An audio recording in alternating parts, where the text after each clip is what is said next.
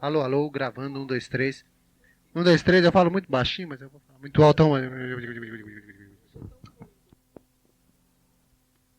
do ciclo de debates, 64 Nunca Mais, nós temos hoje o prazer de ter aqui a Renata Palottini, que é a nossa colega da ECA, formada pela EAD, atualmente diretora da ECA, e paulista de nascimento, escritora, dramaturga, escreve peças de teatro, poesias, escreveu, enfim, uma série de livros que estão publicados. Ela tem dado aulas praticamente no mundo todo, na Espanha, na Itália, no Peru, tem dado muitas aulas em Cuba, na Escola de Cinema de San Antônio de los Baños. E como ela foi e continua sendo uma personagem extremamente importante na história do teatro brasileiro, nós a convidamos para que ela nos desse um depoimento e, enfim, a sua visão do que foi o teatro na década de 60 e de 70. Renata, por favor. Em primeiro lugar, eu queria agradecer o convite e agradecer a presença de vocês todos aqui. Só fazer uma retificação, eu não sou diretora da ECA, eu sou chefe do Departamento de Artes Cênicas. O diretor é o professor Penguela Canhissá. Não vai ele ouvir isso aqui e dizer que eu estou tomando o lugar dele. Eu vim aqui, a convite do Departamento de História, para falar alguma coisa a respeito da minha experiência pessoal depois do golpe de 64, no que diz respeito a teatro e as consequências que o teatro sofreu por motivo desse golpe militar. Vocês sabem, naturalmente, o que foi o golpe de 64, de 31 de março ou 1º de abril, até hoje não se tem muita certeza, mas, de qualquer maneira, foi a implantação de um regime militar como consequência, como reação a uma progressiva esquerdização, liberalização, ou como nós queiramos chamar, o caminho que estava tomando a política, a organização política brasileira. Esse movimento, entre outras tomadas de posição, uma das mais duras para nós artistas, aqui, uma das que mais nos afetou, foi a energização da censura federal. A censura, esse monstro, a censura que conviveu conosco durante pelo menos 20 anos, com muito poder, com um poder extraordinário, a ponto de ter propiciado incidentes que às vezes eram trágicos e às vezes eram cômicos. Houve ocasiões em que no decurso de processos de apreensão de textos ou de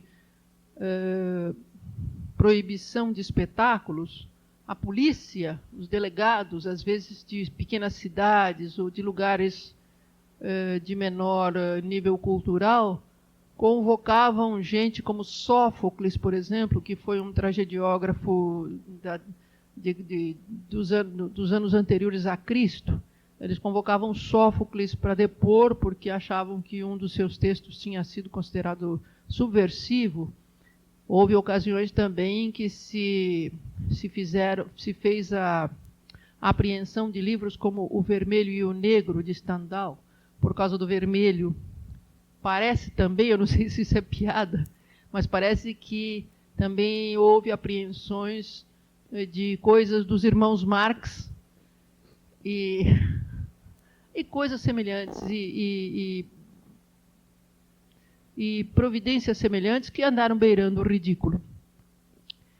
A censura federal funcionava da seguinte maneira, no tocante principalmente ao teatro e à televisão, que foram as duas áreas que eu conheci melhor, porque na ocasião eu produzia para teatro e para televisão também. Eu já tinha estreado em televisão com 2 especiais, 2 textos curtos que se transformaram em teleteatros, e depois, em seguida, eu iria fazer telenovela também. Eu escrevi em parceria uma telenovela para a TV Tupi, para a falecida TV Tupi. Escrevi depois a continuação de uma outra telenovela para a TV Bandeirantes. Trabalhei num seriado para a Globo, em 2 seriados para a Globo. Trabalhei num seriado infantil, que quem sabe vocês ouviram falar, Vila Sésamo. Os textos de Vila Sésamo eram meus e do Chico de Assis. Então havia toda esta produção nossa para a televisão, e havia uma extraordinária atenção da parte da censura federal sobre essas produções e sobre preocupados com a repercussão que esse tipo de produção pudesse ter no público. A repercussão que o teatro tem no público, comparada à repercussão que tem a televisão, é muito menor quantitativamente. Vocês sabem que a televisão atinge no Brasil, hoje em dia, numa mesma hora, numa mesma noite, com um sucesso muito grande, provavelmente 80 milhões de pessoas, num mesmo momento. Quer dizer, qualquer coisa que eu diga, ou que um personagem de uma telenovela que esteja fazendo muito sucesso diga a um determinado momento, vai atingir naquele mesmo momento 50, 60, em casos extremos 80, 100 milhões de pessoas. Porque é uma brutalidade, é uma coisa que, obviamente, a censura federal não poderia deixar passar em brancas nuvens. Ela sabia que o que se dissesse na televisão era quantitativamente, pelo alcance quantitativo, era muito importante. Agora, o teatro não tem esse alcance, mas tem um alcance de outro tipo, um alcance de qualidade. Ou seja, ele é muito contundente na medida em que ele atinge as pessoas fisicamente. O ator de teatro está fisicamente muito próximo do seu público. E a emoção que ele pode produzir atinge o seu público com uma emoção também correspondente que cala muito profundamente. Então, o teatro tem, diferentemente da televisão, a televisão tem aquele impacto de momento, aquele impacto dos 80, 100 milhões, e fica aí, não se sabe depois qual é o resultado. O teatro tem um impacto que se costuma chamar de efeito de leque. A gente atinge poucas pessoas, só que essas poucas pessoas são repetidoras, são ampliadoras, são pessoas que, se nós atingimos 100, estas 100 pessoas são do gênero de gente que pode amanhã atingir 500, e essas 500 atingir a 5.000 e assim por diante. Então existe esse efeito de leque, flagrantemente reconhecido no trabalho de teatro, de maneira que a repercussão no teatro é bastante levada em consideração também por quem estuda os efeitos de recepção das mensagens emitidas por teatro ou por televisão. Eu estreei em teatro em 1965, com uma peça, com uma comédia muito ligeira, muito leve, muito, eu achava, sem maiores consequências, quase se poderia dizer uma farsa, chamada O Crime da Cabra. Eu ganhei, aliás, no espetáculo, depois eu ganhei 2 prêmios com essa peça. O prêmio Molière, que estava estreando naquele ano, e o prêmio Governador do Estado de melhor texto. Essa peça era uma comédia, como eu digo, uma comédia de costumes. O que ela tinha de mais transcendente, digamos assim, era o fato de que ela discutia o direito de propriedade. De que maneira as pessoas se tornavam donas de alguma coisa. Quer dizer, como é que a gente chega a adquirir a propriedade? A história era tirada de uma noticiazinha de jornal, que era a seguinte: numa cidadezinha muito pequena do interior, um caipira é dono de uma cabra que ele resolve vender. Então ele leva a cabra por um cordãozinho para o mercado. Ali ele para tomar umas e outras, amarra a cabra assim num pauzinho ali perto de um balcão. Chega um compadre dele, começam a tomar umas e outras também e a conversar sobre os méritos e os deméritos e o valor da cabra. a cabra vale tanto, se não, não vale, sim vale, a cabra está prenha, ela logo mais vai começar a dar leite, vai ter cabritinhos, ou ela estava esperando para vir a ser coberta. Enfim, era uma cabra valiosa, saudável. Olha o dente da cabra, olha o peito da cabra, a barriga da cabra, tal.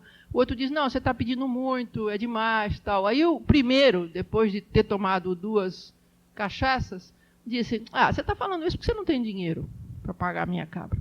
O outro disse, como não tenho dinheiro? Está aqui. Puxou um pacote de dinheiro, de notas bastante encebadas, como era de se esperar, e colocou esse pacote em cima do balcão e continuou. A sua cabra não vale, você está exagerando, você está exigindo demais da sua cabra. Vai e vem, cabra vai, cabra vem. Enquanto eles discutiam, a cabra comeu o dinheiro. Cabra come mesmo qualquer coisa. Ela sentiu aquele cheirinho de gordura do dinheiro, aquela coisinha meio macia, assim, meio desmanchando. Comeu o dinheiro. Aí se estabelece a discussão de quem é a cabra. A cabra pertence agora ao seu primitivo dono ou ao pretenso comprador que perdeu o dinheiro. É claro que o candidato a comprador diz, a cabra é minha, meu dinheiro foi-se. Aí o primeiro proprietário diz, não, eu não vou te dar a cabra, eu não recebi nada. Aí o vendedor diz, não, mas a cabra comeu, o dinheiro está dentro da cabra. E o primeiro proprietário dizia, o que é que eu vou fazer? Era papel, eu não vou conseguir reaver esse dinheiro nunca. Então se estabelece uma discussão sobre a origem da propriedade, sobre de quem é essa cabra. Eles vão ao delegado, eles vão ao padre, eles vão ao juiz, eles vão, enfim, tentar estabelecer quem é que vai ser o proprietário dessa cabra.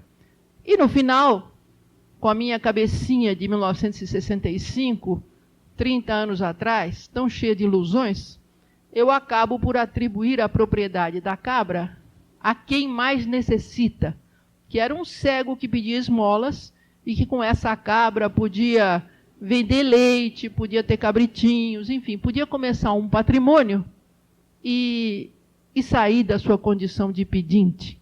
Há algumas cançõezinhas assim que eu inventava dentro do espetáculo, e o refrão de uma delas era assim, a cabra é de quem precisa, assim é que deve ser.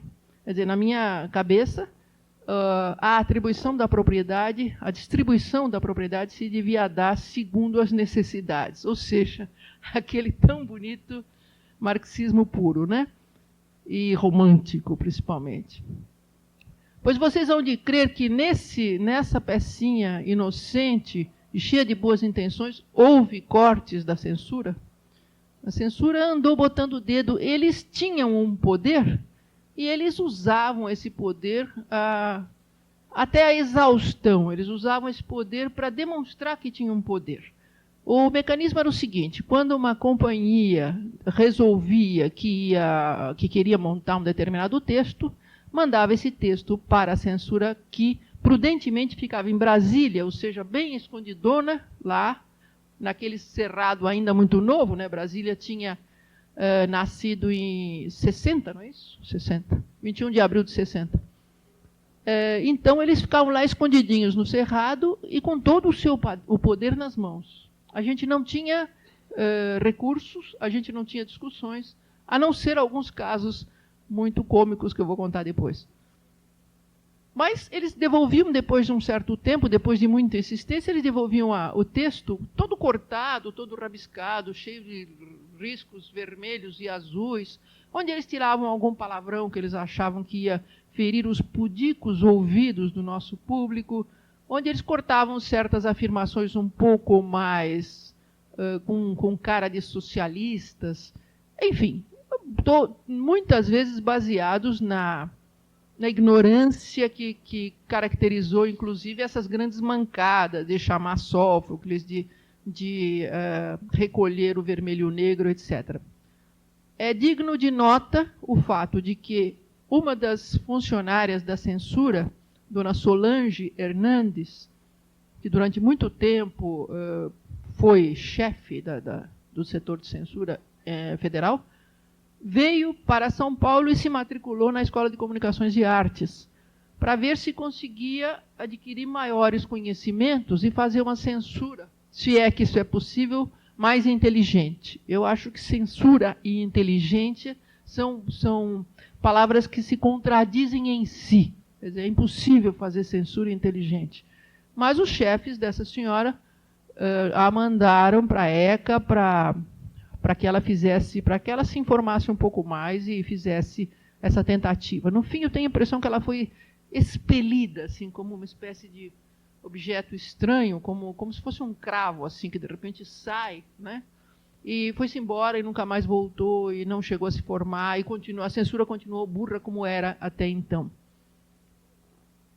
Em 1972, eu estou um pouco seguindo a minha experiência pessoal, depois eu vou falar sobre os meus companheiros de época.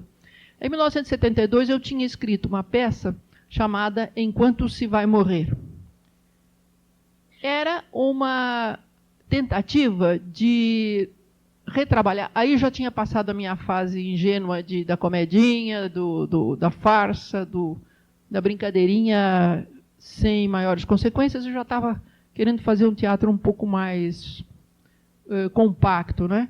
Então eu escrevi uma peça onde eu tentava colocar as minhas experiências na Faculdade de Direito. Eu fui aluna da Faculdade de Direito da USP. Foi a minha primeira escola e era para ser a minha primeira carreira. Eu fui advogada durante muitos anos. Então, essa experiência na Faculdade de Direito, por ter sido muito forte, por ter sido muito impressiva para mim, me deixou com algumas marcas que eu estava querendo recuperar e mostrar e tirar de dentro de mim e resgatar, para usar uma expressão que está muito em moda.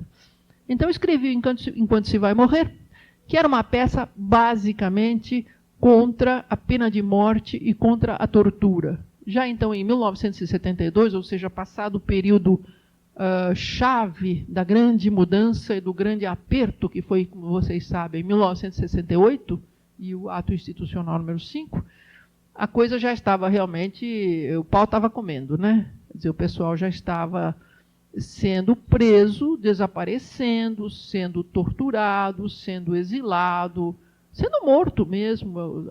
Havia muitos casos de acidentes, de mortes misteriosas, de mortes inexplicadas, e toda a forma de oposição ao governo estava sendo enfrentada com violência, com uma boa dose de violência. Então, essa peça, sem falar a respeito propriamente da situação vigente, falava dos princípios de direito. A Faculdade de Direito sempre se caracterizou pela sua posição contrária à pena de morte, contrária a todo tipo de violência para a obtenção de confissões, portanto, contrária à tortura. Entra nessa peça um personagem do século XVIII, chamado Cesare Bonessana, Marquês de Beccaria, que era um indivíduo que escreveu um livro chamado Dos Delitos e das Penas, livro especificamente feito, era um filósofo, especificamente feito para se opor à pena de morte e às torturas.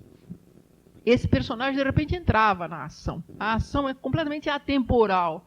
Ela se passa no momento em que alguns alunos entram no curso, no momento em que eles se formam, entra Álvares de Azevedo, entra Fagundes Varela, entra esse Bonessana, entra Julius Frank, que foi um professor da Faculdade de Direito. Enfim, era uma peça toda livre, quer dizer, com um grande teor de liberdade no que diz respeito ao trato do tempo e do lugar também. Essa peça, então, estava feita em 1972 e eu a levei ao Miruel Silveira, ao professor Miruel Silveira, que então era professor do Departamento de Artes Cênicas da ECA. Ele gostou muito da peça e decidiu que a peça seria uma montagem patrocinada pela própria ECA, seria uma montagem da escola. Uma primeira montagem feita oficialmente pela escola, com direção do Celso Nunes. O Celso Nunes tinha acabado de se formar na Escola de Arte Dramática, onde eu também dava aula e onde eu também tinha estudado. Essa peça ficou pronta, tudo ficou pronto, o programa, o projeto todo se fez, e nós mandamos a peça para a censura. Para quê? A peça sumiu, não voltava mais.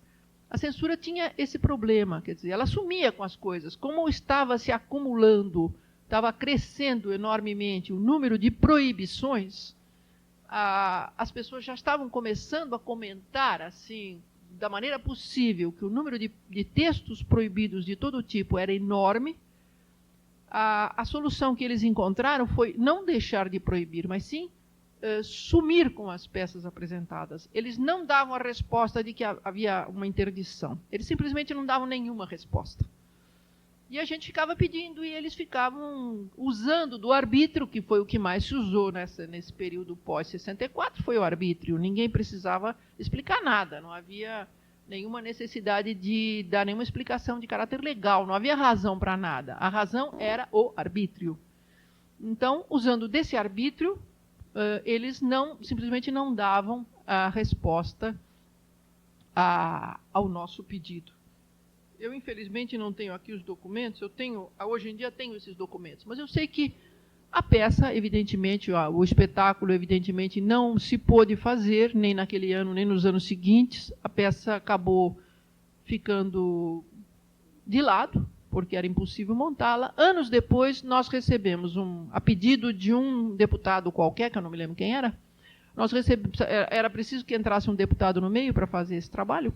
Nós recebemos a notícia de que a peça tinha sido totalmente vetada porque ela tentava contra o inscrito no artigo tal, assim, acho que era do AI-5. Depois eu fui ver esse artigo, ele dizia que se tratava de textos que atentassem contra a segurança nacional. Ou seja, o meu texto de teatro atentava contra a segurança nacional. Aqui, como me vem, eu sou uma pessoa que atentou contra a segurança nacional. Eu tenho esse documento guardado. Essa peça nunca foi montada. Ela já foi lida dramaticamente várias vezes. Em 78, eu acho que ela foi lida por iniciativa da Ruth Escobar. Mais tarde foi um outro grupo, que eu não recordo com que direção.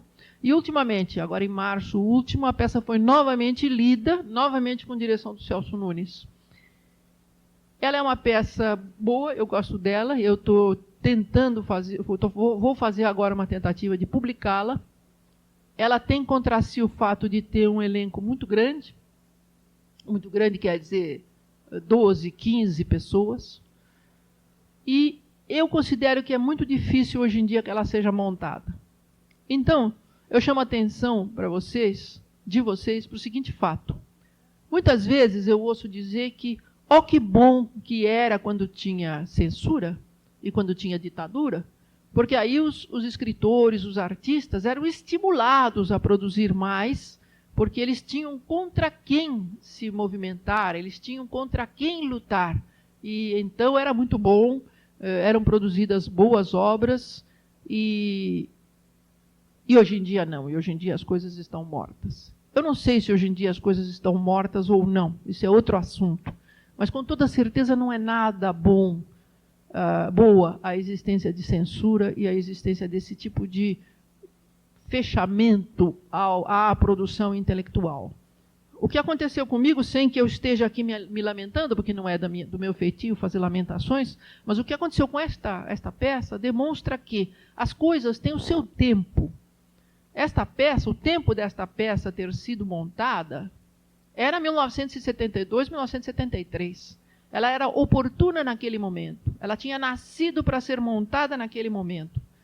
Nada impede que ela venha a ser montada hoje em dia. Eu até acredito que ela seria efetiva hoje em dia. Mas, de qualquer maneira, o fato de não ter sido montada então, não só causou um prejuízo muito grande à própria peça, como causou um prejuízo muito grande a mim.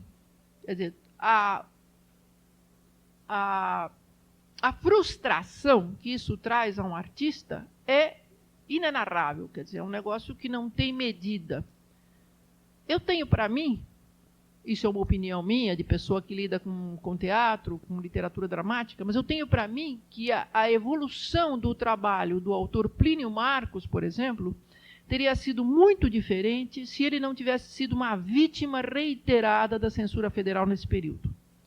Houve momentos em que o Plínio Marcos teve toda a sua obra proibida. Ele não tinha direito a representar nem uma única das suas peças, e ele tinha muitas. Isso causou a ele uma frustração, uma amargura, transformou a personalidade do Plínio fez a vida dele se tornar muito difícil, porque ele não tinha como sobreviver, ele precisou sobreviver como ator, inclusive precisou sobreviver indo à televisão, etc. Essa frustração, essa castração a que ele foi submetido pela censura repercutiu seguramente na personalidade dele e na obra dele. Isso eu tenho absoluta certeza. Eu acho que todos nós que passamos por esse período tivemos, com toda certeza, uma evolução modificada. Eu não sei, não posso afirmar, porque eu estou muito envolvida nisso, não posso afirmar de que teor tenha sido essa modificação. Mas, sem dúvida nenhuma, isto é verdade. Quer dizer, a nossa evolução foi modificada. Como consequência dessa proibição dessa peça em 1972, eu escrevi em 75 uma outra, menor, com menor número de participantes, com menor número de personagens, que era quase que não era uma continuação, porque não teria sentido ser uma continuação, mas era quase que uma consequência de Enquanto se vai morrer. Essa peça se chamou Serenata Cantada aos Companheiros. Era a história que depois eu até vi repetida em várias oportunidades, sem que isso signifique que ninguém me copiou. Não, era uma ideia que andava no ar. Mas é a história de um grupo de pessoas que depois de 20 anos se encontra numa comemoração, num aniversário de formatura. Isso já se fez muitas vezes, eu já vi isso feito até em cinema, até numa peça de Dias Gomes posterior. Acredito que seja, como eu digo, uma ideia que andava no ar e que eu tratei por acaso. Essa peça foi, em 76, montada com direção do Fausto Fuser e com um elenco feito de muitas pessoas recém-saídas de escolas, recém-saídas da EAD, da ECA, com um certo, foi montada no Teatro Ruth Escobar com um certo sucesso de público. Essa peça falava a respeito dos sonhos, dos planos, das esperanças de um grupo de estudantes de direito. Era a história do que nós, a uma certa altura, sonhamos fazer, desejamos fazer, projetamos fazer, e do que depois de 20 anos, por culpa, evidentemente, também, não unicamente, mas também, da situação social e política vigente, aconteceu conosco, aconteceu com aquele grupo. Também essa peça teve que ser submetida à censura, mas então a gente já estava muito mais escolado e a gente já usava metáforas, já usava linguagens indiretas, já fazia alusões, já sabia se defender, embora se perdesse muito em punch, em contundência, em linguagem agressiva, digamos. A gente tinha que usar de uma linguagem muito mais tortuosa, embora tentasse ser o mais possível claro. Essa peça fazia, evidentemente, uma certa crítica aos profissionais que abandonaram os seus sonhos de juventude, que se entregaram à situação, que se locupetaram com a situação, enfim, que renunciaram àquele idealismo de um determinado momento para depois simplesmente aderir ao status quo. Ou ao status quo, não tenho muita certeza. Essa peça teve alguns cortes. A gente pôde negociar esses cortes e depois ela foi encenada. Sempre havia, além da censura, isso é para vocês conhecerem melhor o sistema como era. Além da censura do texto, a gente mandava o texto para a censura. Além da censura do texto, eles devolviam o texto para a gente, ou cortado, às vezes cortavam páginas inteiras, riscavam, cortavam tudo isso e era necessário pular aquilo. Outras vezes cortavam frases, cortavam palavras, chamavam atenção para certas coisas. Conhecer um texto, eu não o tenho aqui, eu não tenho nenhum aqui, infelizmente. Mas conhecer um texto que passou pela censura e voltou com as marcas da censura é um exercício muitíssimo interessante que eu recomendo a vocês. Se vocês tiverem condições, esses textos existem. Se vocês tiverem condições de encontrar um dia, ou de estudar um dia, um texto de teatro marcado pela censura, é curiosíssimo, porque a gente vai encontrar os critérios que a censura usava, ou os não critérios que a censura usava, as coisas mais inteligentes da censura e as mais burras, e encontrar as coisas que a censura julgava culpáveis e as que ela deixava passar. Além disso, a censura também mandava um representante no dia do ensaio geral, porque eles sabiam que a gente podia fazer um determinado tipo de texto, esse texto ser aprovado, depois no dia do ensaio geral a gente dava uma volta e fazia um espetáculo muito mais contundente, porque é claro que a contundência de um espetáculo não vai só das palavras, ela depende de tudo, da ação, da gesticulação, da expressão, dos cenários, dos figurinos, de tudo, do conjunto, da luz, de tudo. Tudo é expressivo em teatro, não é só o texto. Então, eles sabiam muito bem que a gente podia pegar o texto e dar uma volta nele e fazer um espetáculo muito mais forte do que o texto. Então, eles mandavam uma pessoa para ver o ensaio geral. Eu me lembro que eu estava presente ao ensaio geral de Ponto de Partida, do Guarnieri, que a peça era sobre a morte de Vladimir Herzog. Embora não se falasse absolutamente em Herzog, a localização fosse totalmente neutra, o tempo fosse neutro, era um apólogo, era uma história passada no lugar imaginário, e por isso a censura deixou passar. Uma história de um homem que aparece morto, enforcado, tal. E a censura deixou passar o texto. Eu estava presente no dia do ensaio, anos, eu creio. Agora, eu não sou trouxa, eu estou percebendo, mas não proibiu. Quer dizer, ele simplesmente quis salvar a cara dele e dizer, olha, eu não sou um idiota, eu sei do que vocês estão falando, mas eu vou permitir que isto passe. Então, havia também essa questão da visão, da presença dos censores no dia do ensaio geral.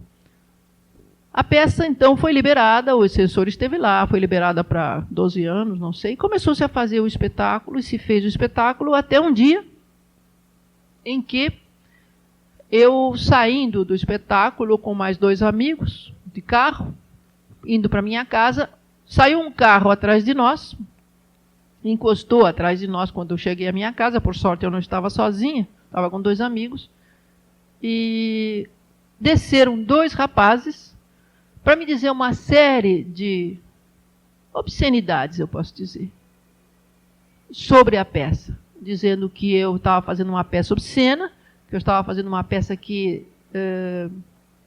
tentava destruir as tradições da Faculdade de Direito, que tentava demolir a tradição e o bom nome da Faculdade de Direito, quando nada disso é verdade. Eu saí de lá, eu tenho um grande amor pela faculdade.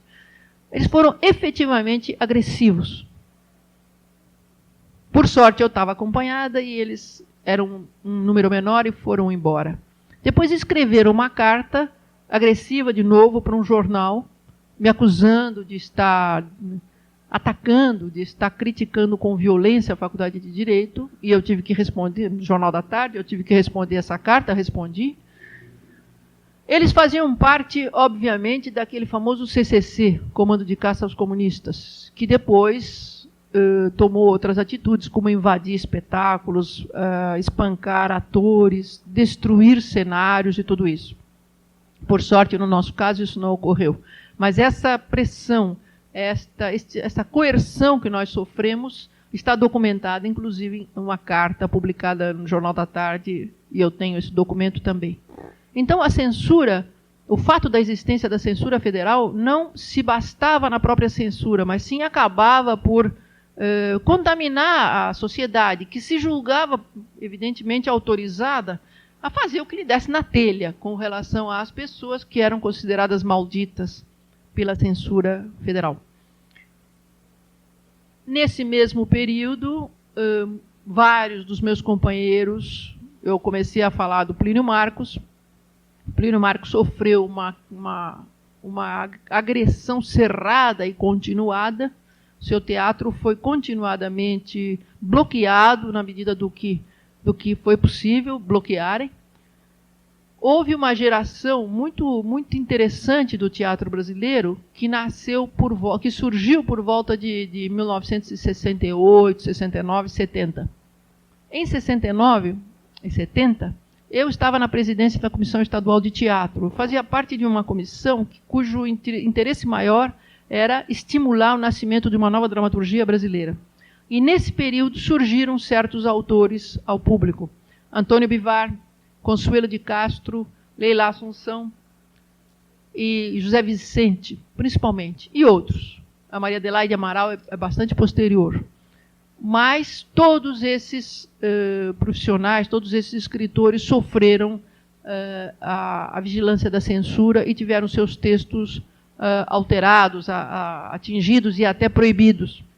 A primeira peça da Consuelo de Castro, que ultimamente voltou a ser encenada na Maria Antônia, no prédio da Maria Antônia, no que foi antigamente a filosofia, e que hoje em dia é um centro cultural, também ligado à USP, houve uma montagem muito boa, por sinal, dessa peça, a Prova de Fogo, da Consuelo de Castro. Essa peça, que foi a primeira da Consuelo de Castro, foi totalmente proibida, porque ela versava sobre aquele confronto que existiu entre os estudantes da Faculdade de Filosofia e os estudantes do Mackenzie.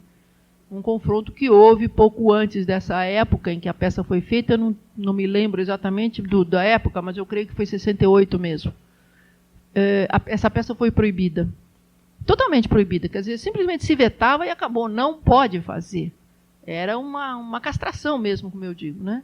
O autor tinha trabalhado em cima de um texto, tinha posto todo o seu esforço, todo o seu talento, todo o seu tempo, toda a sua energia em cima de uma obra, e depois ele era simplesmente cortado. Ele não podia mostrar esse texto, não podia encená-lo. E é claro que um autor de teatro, o que ele quer é encenar o seu texto, né?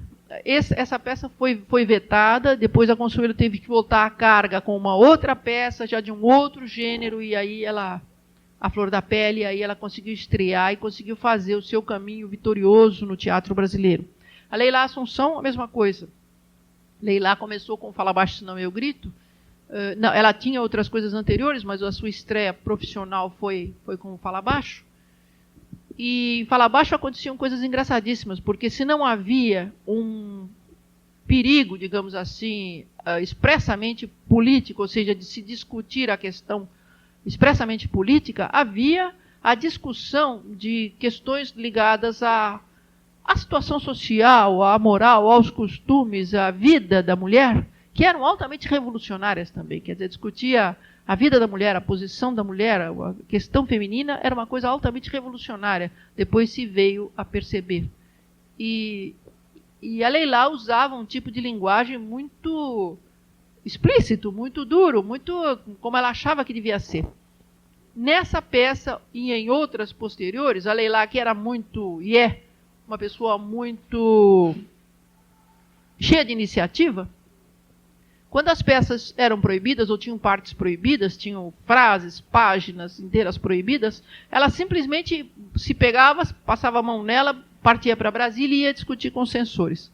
Então ela conta, assim, hoje em dia como uma brincadeira, mas era verdade, que havia momentos em que os censores tinham riscado um merda, por exemplo.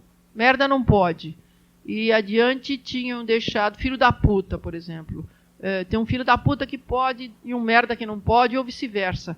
Então ela chegava lá e negociava. Ela dizia, olha, eu dou 2 filhos da puta se vocês me deixarem ficar com essa merda aqui. Porque a merda era mais importante do que os filhos da puta. Mas eles negociavam mesmo, ficou uma espécie de mercado. Tantos filhos da puta por um merda, tantos tomar no cu por um bosta, coisas assim. Aí depois que ela negociava bem, então ela conseguia sair. Ela tem esse talento, ela tem essa capacidade que eu, por exemplo, não tenho, porque eu fico tão puta da vida que eu não consigo negociar nada. Mas ela conseguia e consegue. Então, dessa forma, ela teve o talento de liberar coisas dela e prosseguir no seu caminho. O Zé Vicente é o contrário. O Zé Vicente era uma pessoa muito mais frágil psicologicamente, uma pessoa muito mais introvertida, muito mais difícil de se relacionar. E ele teve várias de suas obras consideradas obscenas, consideradas imorais. Quer dizer, havia toda uma vertente política nas proibições da censura e outra vertente de moralidade Eles moralizavam por um lado e por outro lado eles fechavam, eles proibiam tudo que fosse abertamente ou implicitamente contrário à situação vigente, que era uma ditadura militar. E que tudo que tivesse cara possivelmente ligada a comunismo. Toda essa geração, então, desse período, sofreu todo tipo de cortes, de proibições e de censuras. A televisão, como eu digo, a minha experiência também passou pela televisão. Na televisão a coisa era muito complicada, porque a gente mandava, quando tinha um capítulo de televisão, de telenovela pronto, a gente mandava o pacote da semana, que são 6 capítulos, para a censura. A censura devolvia com cortes, e às vezes os cortes eram tão tremendos e tão imensos, cortavam cenas inteiras, que acabavam por, se a gente fosse compactar, acabavam por cortar um capítulo. Essa era a razão porque na década de 70, a gente às vezes era obrigado a repetir capítulos, coisa que hoje em dia não ocorre mais. A nenhuma televisão hoje em dia ocorreria repetir um capítulo de telenovela, porque o público ia cair de pau, né? Mas naquele tempo era necessário, porque não havia sequer a possibilidade de você reescrever ou escrever um novo capítulo para cobrir aqueles claros. Havia dentro... Com licença.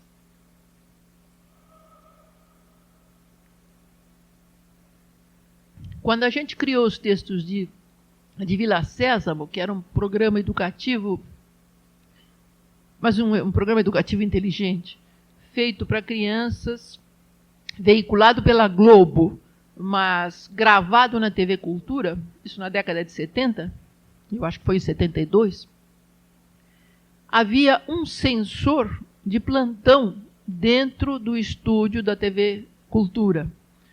Como a gente produzia os textos lá mesmo, quer dizer, a gente não ia fazer os textos em casa, a gente ia de manhã para a TV Cultura, eu e o Chico, ou ele chegava e saía, e eu também fazia isso, e a gente ia produzindo os textos lá, e esses textos todos passavam pela mão desse censor de plantão. Esse censor não era um censor federal propriamente, mas havia um outro elemento que é bom que se saiba. A TV Globo, para não perder mais dinheiro, para não perder mais tempo e para não se expor a prejuízos maiores, acabou introjetando a ideia de censura. Ou seja, ela escalava certas pessoas que, por sua formação ou por seu temperamento, acabavam sendo semelhantes aos próprios censores federais. Essa gente sabia dos possíveis critérios dos censores federais. Então, essas pessoas ficavam nos estúdios e faziam autocensura. Ou seja, eles próprios já censuravam antes, de maneira que houvesse um perigo menor na hora de se mandar os textos para a censura federal, de se perder tempo, de se perder trabalho feito, de se perder episódio gravado, porque às vezes acontecia também de ter um capítulo gravado, um episódio gravado, a censura assistia a esse capítulo, da mesma forma que se dava, o mesmo fenômeno que se dava no teatro, que eles iam ver o espetáculo, ou seja, o ensaio geral, e às vezes proibiam no ensaio geral, aconteceu várias vezes isso de proibirem no ensaio geral. Houve uma peça de Chico Buarque, eu não me lembro qual delas foi, mas acho que foi Calabar. Calabar, eles permitiram o texto, permitiram todos os ensaios, correu dinheiro para burro para montar o Calabar, e quando chegou no dia do ensaio geral, eles proibiram, vetaram. Perdeu-se todo o trabalho, perdeu-se tudo, quer dizer, o dinheiro rolou e perdeu-se nunca mais. Em outro caso, do Roda Viva, também do Chico Buarque, não houve essa proibição prévia, mas houve um estímulo, digamos assim, para que o espetáculo fosse invadido e fosse depredado, né? Mas então, eu falava da Globo. A Globo introjetou, nesse período, a figura do censor.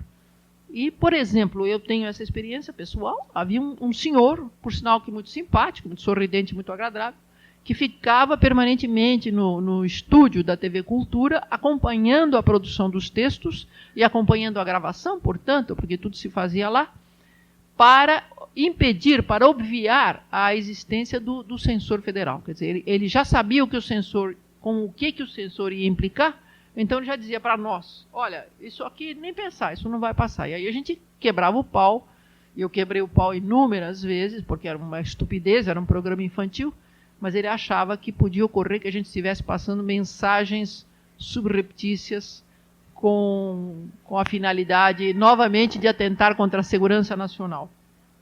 Bom, eu acho que eu já falei bastante assim disparadamente, e eu gostaria que vocês, se tiverem alguma vontade, algum interesse, fizessem perguntas, ou pusessem objeções, ou comentários, o que vocês quiserem, que se eu puder ajudar. Eu sou uma das poucas pessoas no Brasil, um dos poucos poetas no Brasil, que teve 2 poemas vetados também. Poemas censurados. Uma ocasião a gente foi dizer poesia em praça pública, quando foi ver se esses poemas estavam vetados. Eu trouxe os poemas aí. Se vocês quiserem, eu posso ler para vocês verem que ideia, que tipo de coisa em poesia se podia vetar também. Ou se não, qualquer outra coisa que vocês quiserem perguntar e que eu souber.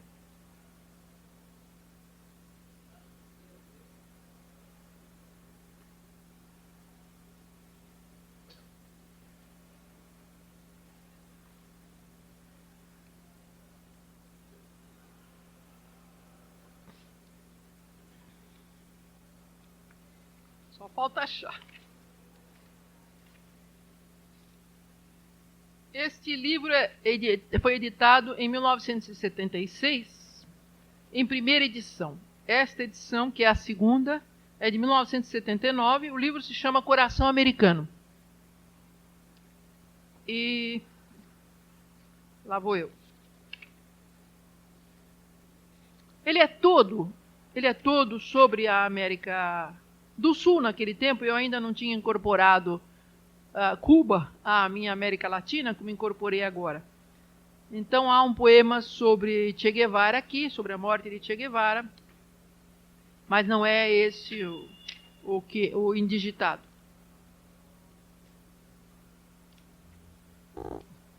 Há um poema sobre a Rua Maria Antônia.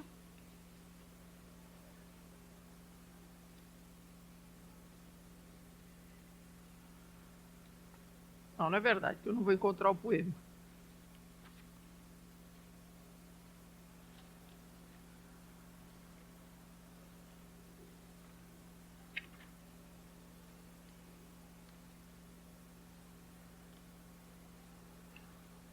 Pode ser.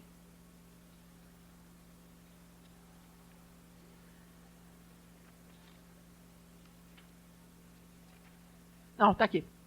Mensagem.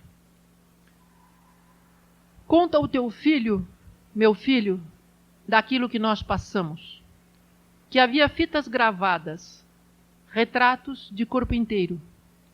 Conta que nos encolhemos como animais espancados, que ninguém teve coragem, que respirávamos baixo, olhos fugindo dos olhos, as mãos frias e suadas. E conta que faz 10 anos, que temos pouca esperança, que pedimos testemunho e não aguentamos mais. Talvez teu filho, meu filho, viva em mundo mais aberto, mas é grave que lhe contes calmamente e nos mínimos detalhes a história desses punhais cravados em nossas tardes. Porém, se por tudo isso renuncias a ter filhos como alguns renunciamos, deixa inscritos, como eu deixo, sinais em troncos de árvores, letras em papéis esquivos, para que não escureça esta lâmpada mesquinha, relâmpago, fogo fátuo, pura lembrança dos dias em que, livres, fomos filhos de pais muito mais felizes. Conta quem possas, meu filho.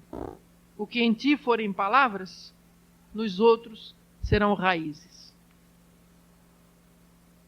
Esse poema, quando houve o momento de lê-lo em praça pública, foi proibido. Porque a gente tinha que apresentar o texto do que ia ser lido.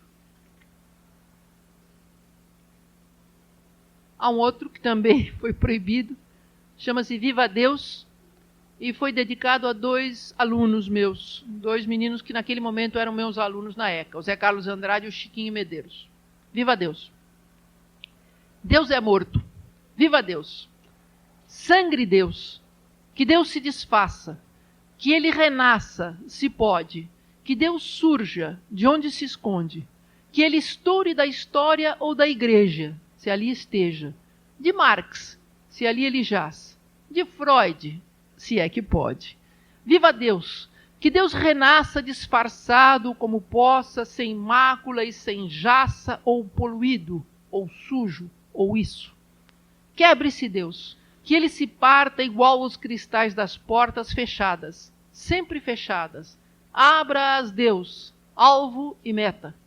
Possa o Deus até ser calvo, não seja belo nem branco. Seja ele a linha reta que em nossas mãos entortamos. Seja Deus ensanguentado, feminino, semeado, púbere, fértil, materno, abeterno, eterno, interno. Deus é morto. Adeus. A vinda nova de Deus é saudada. A vinda de Deus será linda, com a lindeza da liberdade, a contralindeza da saudade, a antilindeza da nostalgia, a safadeza da alegria. E todos os adeuses, a todos os deuses da tortura e da tirania.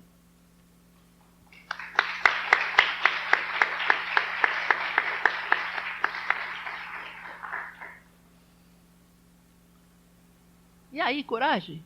Perguntem, oponham-se, debatam, mostrem-se.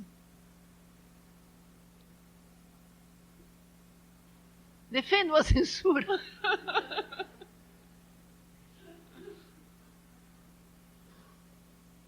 Nada a ver? Há alguma coisa mais que eu não falei que vocês gostassem de saber?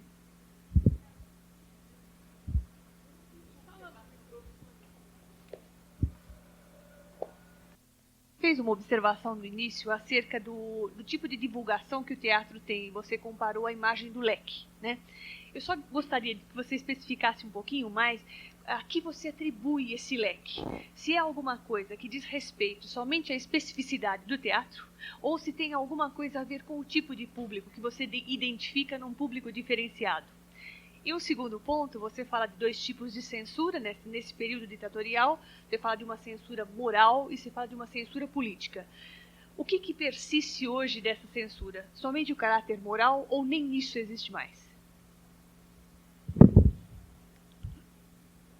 Bom, no primeiro caso, eu obviamente considero que o público de teatro, há vários públicos de teatro, mas digamos, o público do melhor teatro é um público de uma certa qualidade.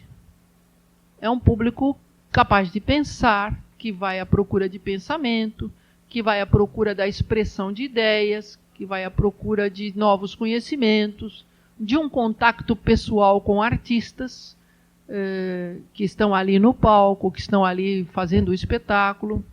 Ele vai à procura de alguma coisa nova em que pensar, alguma coisa nova para sentir, alguma coisa nova que mova as suas emoções, a sua sensibilidade, o seu conhecimento.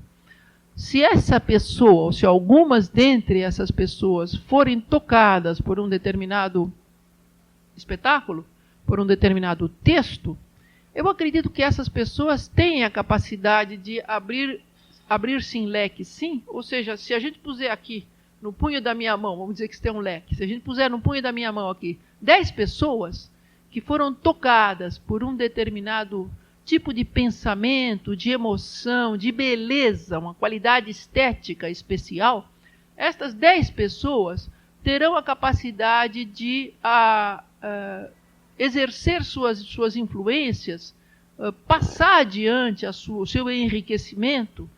Se eu me enriqueci, eu sou capaz de enriquecer as pessoas que têm contato comigo. Sei lá, são meus amigos, são meus colegas, são meus alunos, são meus professores, é a minha família, são os meus filhos. Enfim, eu tenho a possibilidade de abrir de doar um pouco dessa beleza que eu recebi, eventualmente, num contato com o teatro. Quando eu falo em teatro, eu realmente estou falando de um teatro de qualidade, quer dizer, um teatro que tenha um conteúdo, que não estou falando necessariamente de um teatro chato nem pesado, mas de um teatro que tenha um conteúdo. Numa comédia a gente pode encontrar um conteúdo muito sério, um teatro que tenha o que dizer, que queira dizer alguma coisa. Se as pessoas forem tocadas pela beleza, pela emoção, pela mensagem, pelo recado que esse teatro dá, eu acho que elas podem depois, pelo menos algumas delas, ter esse caráter de disseminador, espalhar, então, passar adiante esse tipo de emoção. Você tinha me perguntado alguma coisa mais no primeiro? Sobre a censura. Bom, nós hoje em dia não temos mais a censura federal tal como ela era, a censura política com poderes discricionários, que podia tudo, que podia cortar, que podia proibir e tinha poder para isso. Mas nós temos, evidentemente, outros tipos de censura, né? Nós temos a censura econômica, que, por exemplo, na televisão te proíbe fazer certas coisas. Há pouco tempo, não muito tempo, já fora do âmbito da censura federal, por exemplo, um amigo meu estava fazendo uma novela, na qual ele é uma telenovela, na qual, a um certo momento, ele fazia críticas à maneira de trabalhar e de criar uma realidade social de uma multinacional do leite, que estava estabelecida na cidade da qual ele falava. E aí ele foi discretamente chamado pela direção, que lhe disse, olha, só que a Nestlé é um dos nossos patrocinadores, então não pega bem. Aí ele foi obrigado a mudar, ou ele saía fora da Globo, coisa que ele não podia fazer naquele momento, ou ele teve que mudar, como mudou, de multinacional do leite para multinacional de não sei o que não era patrocinador. Existe a censura de caráter moral.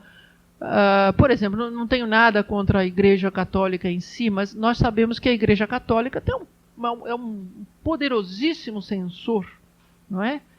Principalmente na televisão. Hoje em dia, as grandes iras estão voltadas contra a televisão, porque a televisão tem um alcance quantitativo muito grande, né? Então você não consegue fazer na televisão, seguramente numa telenovela você não vai conseguir fazer propaganda do aborto, jamais. Nunca. Porque Dom Eugênio Salles não quer, porra. E se ele não quer, não se faz. E por aí afora, não é só Dom Eugênio Salles e a Globo, eu estou falando de vários outros tipos de lobbies, de vários outros tipos de forças que se colocam para moralizar, para proibir certas coisas, para encaminhar certas outras. Enfim, o merchandising que está entrando na ficção da televisão, vocês sabem que merchandising é aquele tipo de publicidade que se faz dentro da própria ficção, né? Quando, de repente, dois personagens de uma telenovela entram no banco, aquele banco é o Banco Itaú, não é qualquer banco. E aquela cena de abrir uma poupança no Banco Itaú não existia absolutamente no script. Aquilo foi inventado porque o Itaú entrou com uma graninha, da qual o autor ganha uma porcentagenzinha, o que é muito bom. Então, por que não ele fazer uma ceninha onde as pessoas foram abrir uma poupança no Itaú? Ganha o Itaú, ganha a emissora e ganha ele. E ganha os atores principais também, às vezes. Dependendo do ator, também os atores ganham. Então, essas coisas se configuram evidentemente em censura econômica. No caso do teatro, a pressão que a miséria brasileira está exercendo sobre o teatro de qualidade é imensa, né? Nós sabemos que, na mesma medida em que cai a quantidade de pessoas que leem, porque elas, entre outras razões para não ler, elas não têm dinheiro para comprar livros, a quantidade de pessoas que deixaram de ler ou que estão lendo cada vez menos, a quantidade de gente que está indo cada vez menos ao teatro, por várias razões, mas também porque o teatro vai se tornando caro, é um resultado das pressões econômicas, é um resultado do nosso empobrecimento, né? Isso é uma certa forma de pressão, de coerção sobre nós, que já não se chama mais censura federal, mas é um empobrecimento resultante de uma série de descaminhos que a nossa administração, que a nossa república pelos quais a nossa república foi enveredando, né? A tal ponto que, de repente, um hospital municipal não tem nem médicos, nem remédios, nem camas, nem nada, uma escola municipal não tem nem professores, nem grana para pagar os professores, nem nada, mas existe um túnel por debaixo de um rio que custa uma porrada de dinheiro, porque o alcaide disse que é mais importante. Ele tem poder, votaram nele, houve um bando de gente que votou nele, então o hospital e a escola que vão as favas, né? Fica importante o túnel por debaixo do rio. Então, há uma porção de restrições, digamos assim, à criação, à expressão do pensamento, à criação estética mesmo, né? Em vários campos. Não se pode mais chamar censura federal, mas é outro tipo de censura.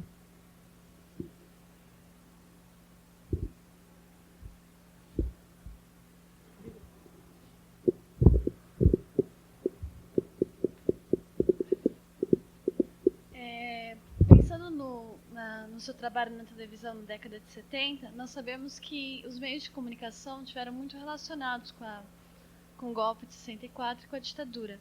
Como era a relação da Globo, por exemplo, que teve uma relação direta com isso, com os atores e com a produção que se fazia da época, fora a questão da censura que você falou especificamente do seu programa, esqueci o nome, não era Israel, da Vila Sésamo. E pensando na produção teatral, eu gostaria de saber mais ou menos, tipo, se havia uma seleta, se o teatro bom era assistido por um público inteligente, isso se formava um leque.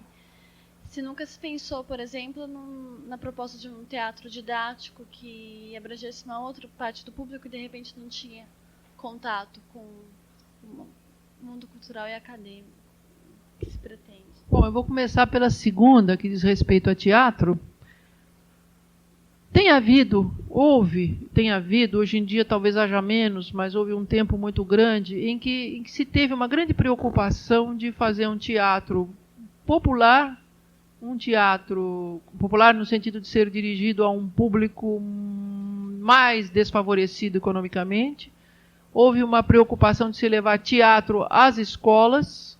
Eu mesma participei de muitas iniciativas em que se procurava levar teatro para dentro das escolas e que se procurava levar as escolas para dentro do teatro, em que se procurava fazer com que o teatro participasse do processo educacional, enfim, né? Que não é o principal objetivo do teatro. Quer dizer, o teatro é um fenômeno estético, cultural, mas ele não necessariamente tem que participar do processo educacional. Porém, ele pode participar desse processo, quer dizer, ele pode ser levado às escolas, as escolas podem ser trazidas ao teatro, ele pode ser feito dentro das escolas, ele pode ser feito pelas escolas, e tudo isso é muito, muito importante para o processo educacional. Eu vejo nesse momento um certo recuo em todas essas atividades. Eu não vejo mais, nesse momento, nem companhias que estejam promovendo espetáculos para irem para as escolas. Eu não vejo atividade teatral, que seria uma coisa muito boa e muito, muito barata e muito educativa. Eu não vejo mais isso. Pior ainda, eu não vejo na universidade, fora do âmbito de uma escola de teatro, como é a minha, eu não vejo absolutamente ninguém se mexendo para fazer teatro, coisa que não foi assim. Houve tempos em que cada uma das nossas faculdades, dentro da USP, por exemplo, tinha um e até mais de um grupo de teatro. Tinha vários grupos de teatro. Havia escolas que tinham vários grupos de teatro. Ou pelo menos um, todas elas tinham. E elas faziam o seu teatro dentro das suas unidades. E eu não vejo mais isso. Ou eu estou muito mal informada, é possível, ou então isso não existe mais. E por que não existe mais, eu não saberia dizer. Eu acho que neste momento há uma porção de coisas que não existem mais. Eu estou vendo uma participação menor dos alunos em termos de atividade política. Eu estou vendo uma participação menor dos alunos na discussão dos problemas democráticos, por exemplo, na discussão de tudo que diz respeito à administração política. Eu também não sei a que atribuir isso. Realmente há coisas que eu não sei explicar. Eu só sinto que existe, mas eu não sei explicar. Acho que é isso, assim, com relação a essa parte. Com relação à televisão, eu trabalhei principalmente na década de 70 na televisão Tupi e depois na televisão Bandeirantes. Nós não éramos incomodados, quer dizer, nós, os autores, não éramos incomodados, não havia razão para... Nós estávamos trabalhando em temas, no primeiro caso eu estava trabalhando numa adaptação dos Irmãos Karamazov, que se chamava O Julgamento, a novela se chamava O Julgamento, não havia propriamente uma razão para que houvesse uma interferência no nosso trabalho. Na segunda questão, eu trabalhei na segunda parte da novela Os Imigrantes, na TV Bandeirantes. E aí sim, nós tentamos fazer uma espécie de novela documento, onde havia muita interferência de material de arquivo. Então, era uma novela que, se hoje em dia fosse vista, e ela está toda guardada, ela seria uma fonte de referência para uma porção de acontecimentos dessa fase do começo da imigração até os anos 60, provavelmente. Mas nós não chegamos a ser incomodados. A TV Globo, naturalmente, por ter tido, a partir de um certo período, ter tido sempre muito mais poder, ela era muito mais cuidadosa, nesse sentido. Cuidadosa no sentido de não desagradar os poderosos, né? E no relacionamento com os autores, quer dizer, ela realmente transferia para nós as informações que ela tinha de que tais e tais coisas não se podiam dizer. E nós vivíamos num regime discricionário, quer dizer, havia tantas coisas que a gente não podia fazer. Os jornais não podiam publicar notícias, vocês sabem, provavelmente já sabem, que aconteceu muitas vezes que os jornais não podiam publicar uma determinada notícia que era proibida, então saía no lugar disso uma receita de cozinha ou um pedaço de um poema de Camões, né? Isso era para preencher esses vazios que a proibição de última hora acarretava, às vezes até em primeira página. De repente você via uma primeira página, tinha uma receita de bolo de fubá. E você não sabia por quê. É porque tinham cortado a notícia que devia sair ali, a matéria que devia sair ali. Então, à última hora, o jornal era obrigado a cobrir aquilo com uma besteira qualquer. E eles punham exatamente uma besteira, e não qualquer outro material possível, mas uma besteira bem grande, que é para o público tomar conhecimento. Era uma denúncia, era uma forma de denúncia, uma forma muito inteligente que os dois jornais, a Folha e o Jornal da Tarde, a Folha e o Estado de São Paulo, aqui em São Paulo, no Rio outros, descobriram para denunciar que eles estavam sendo censurados. Acho que é isso.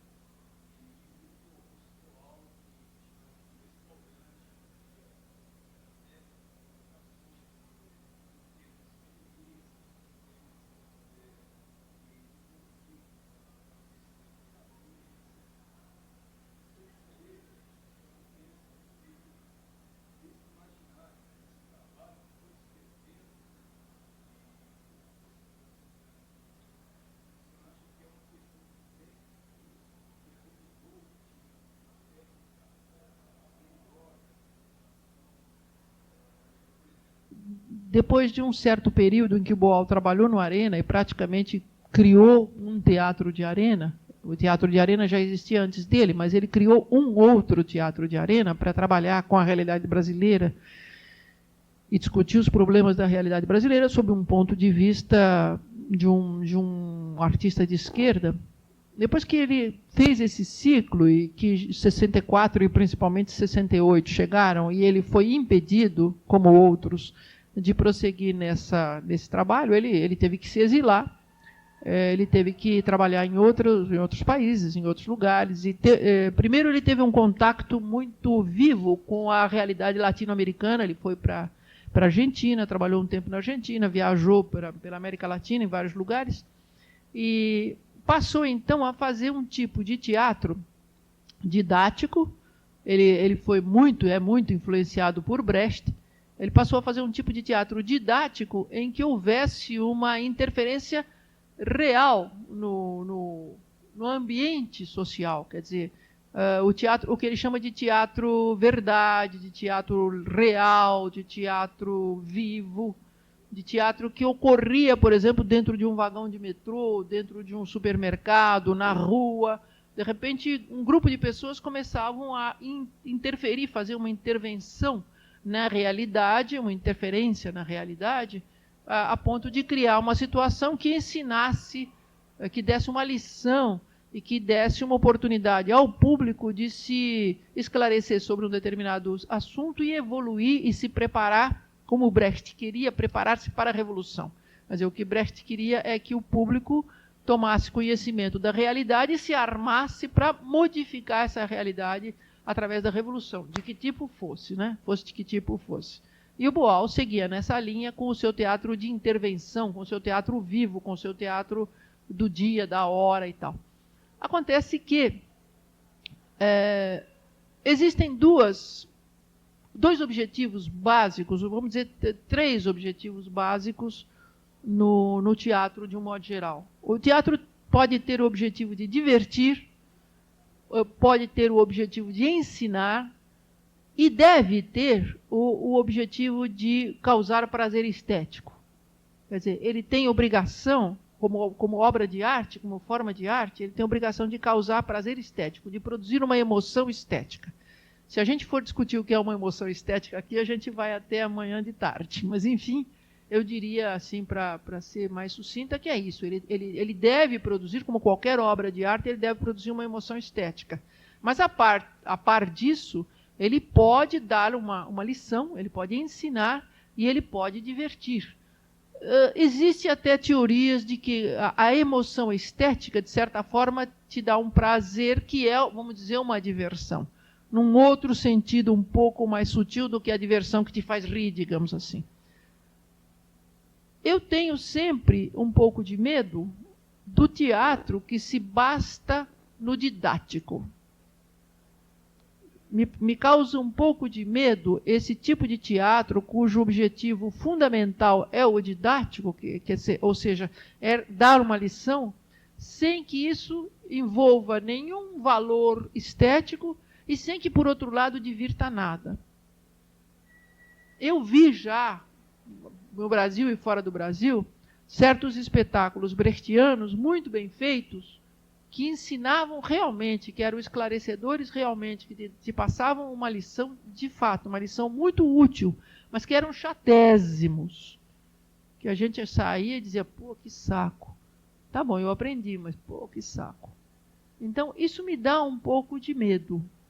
Eu não sei, eu não acho, veja bem, que se deva proibir nem desqualificar, nem não recomendar que se faça esse teatro. Eu acho que se deve fazer todo tipo de teatro. Porca miséria, eu acho engraçadíssimo. Eu morro de rir. Fui lá e morri de rir. Não é o teatro dos meus sonhos, mas eu me diverti muito. Acho que tem lugar, acho que também tem lugar. Também se deve fazer. Agora, também se deve fazer a tragédia grega. Também se deve fazer o drama realista. Também se deve fazer o drama brasileiro, Vereda da Salvação. Também se deve fazer a vanguarda, super vanguarda, ultra vanguarda, o teatro de sensação, o teatro minimalista, o teatro subjetivo, tudo é para fazer. Eu acho que tudo é para fazer. A nossa... Exatamente o que eu estou dizendo é a anticensura, né? Quer dizer, eu não quero nem a censura de caráter qualitativo. Isso é bom e aquilo é ruim. Não, eu posso ter os meus juízos. Claro que tenho. Mas acho que deve haver lugar para tudo, sim. E, nesse tudo, deve haver, provavelmente, um lugar para o teatro que envolva o imaginário popular, que trate da realidade popular, que trate de intervir no fluxo dos acontecimentos, que trate de ser didático, que trate de esclarecer, sim. Não é, na minha opinião, o teatro mais divertido nem mais emocionante que existe, mas acredito que ele deva ter um lugar também.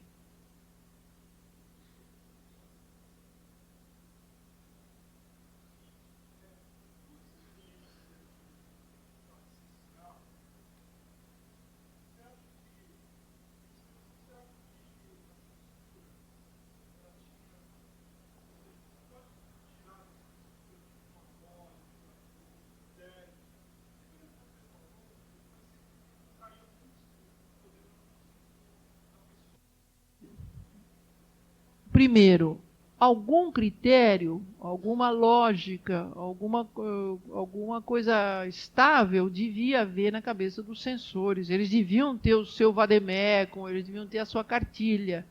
Seguramente era proibido dizer qualquer coisa que desse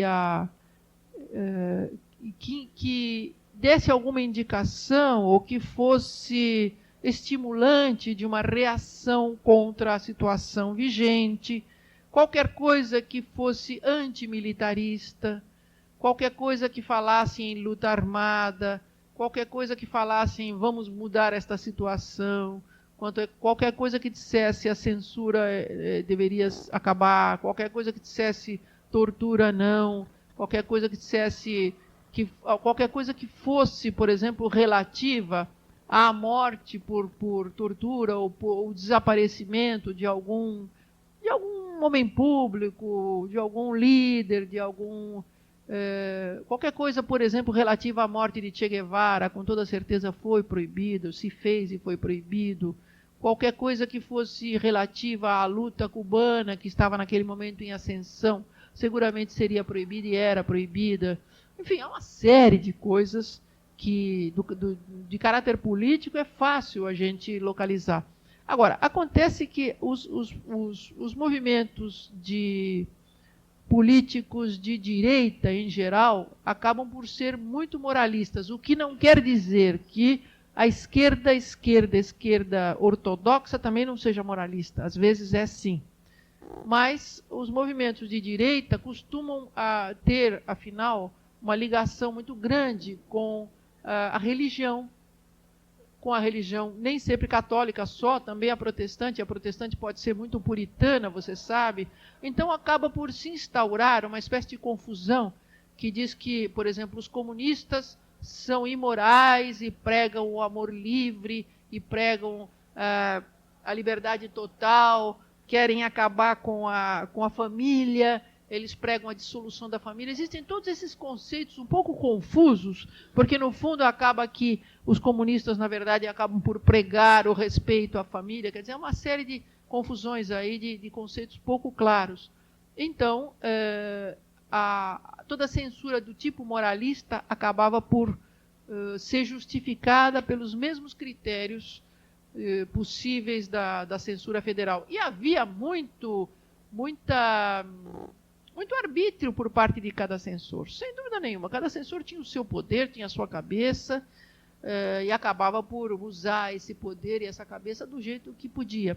No caso do Vila Sésamo, eram as mesmas coisas. Quer dizer, se a gente tentasse fazer um texto em que se falasse muito em liberdade, um texto que pregasse algum tipo de rebelião, um texto um pouco mais audacioso de qualquer maneira, para as crianças, ele era proibido, ele era vetado.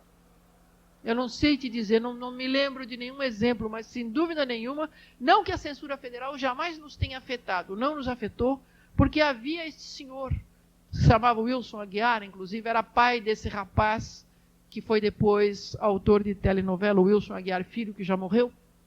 O Wilson Aguiar, que era um cara amabilíssimo, um cara de um trato muito, muito fácil e muito agradável, mas ele era o censor que ficava lá dentro e, eventualmente, ele dizia, não, isso aqui não é legal, não é bom, não vamos fazer.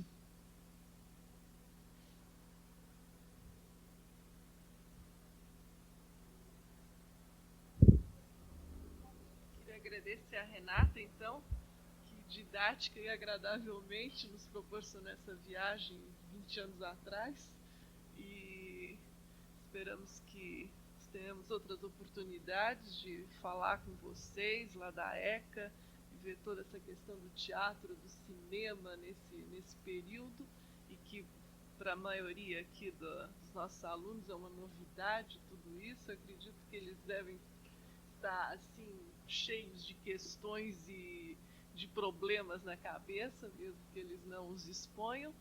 E só quero agradecer, foi ótimo, formidável. Você tem um poder assim, de narrativa muito agradável. A gente vai se envolvendo no seu texto, o que prova, enfim, que você não é só boa escritora, mas também uma boa oradora. Então, muito obrigada e até a próxima.